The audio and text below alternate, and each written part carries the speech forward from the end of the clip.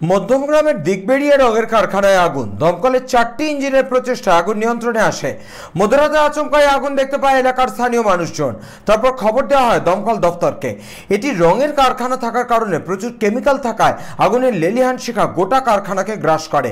প্রায় 2 ঘন্টার চেষ্টায় আগুন নিয়ন্ত্রণে আনে, যদিও কিভাবে এই কারখানায় আগুন লাগলো তা এখনো পরিষ্কার নয়। গোটা ঘটনা তদন্ত করে দেখছে দমকল ও মধ্যমগ্রাম থানার পুলিশ।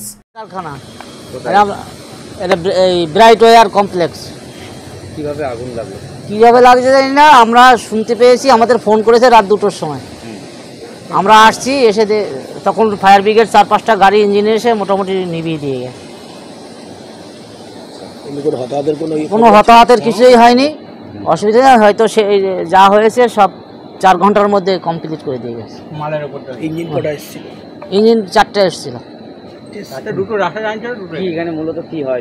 পেন্টস রং কারখানা। রং তৈরি হয়? রং তৈরি হয়। কি কারণে আগুন লেগেছে কিছু জানা গেছে? না, সেটা কোনো কিছু জানা যায়নি। তখন যখন আগুন লাগে তখন কি কর্মীরা কাজ করছিল? না না, তখন বন্ধ ছিল, কারখানা বন্ধ ছিল। না, কোনো ভেতরে লোক ছিল না। আমরা ডিউটি দিয়ে এসেছি, তখন শুনছি। তখন কি দেখেছেন এসে? আমরা এসে দেখছি নিবানো আগুন। তারপর হ্যাঁ, মানে কতটা আগুন? আগুন আমরা দেখতেই পাইনি। আমি যে এসে দেখছি এই যেমন পড়ে আছে নিবে, এইটাই দেখতে পাচ্ছি। আমি এসে আগুন কোনো দেখতে পাইনি। এখানে মূলত কি কাজ হয়? রং তৈরি হয়। বড় ক্ষতি হয় না? বড় ক্ষতি পিছনে যেদিন বড় ক্ষতি হয়েছে, পিছনে যা দেখছেন সেটা পুড়ে গেছে। হ্যাঁ, না না, লোক ছিল না তো, লোকজন ছিল না তো কেউ আহত হবে। আগুন নিয়ন্ত্রণে। মধ্যমগ্রাম থেকে প্রদীপ দাসের রিপোর্ট, চ্যানেল 24/7।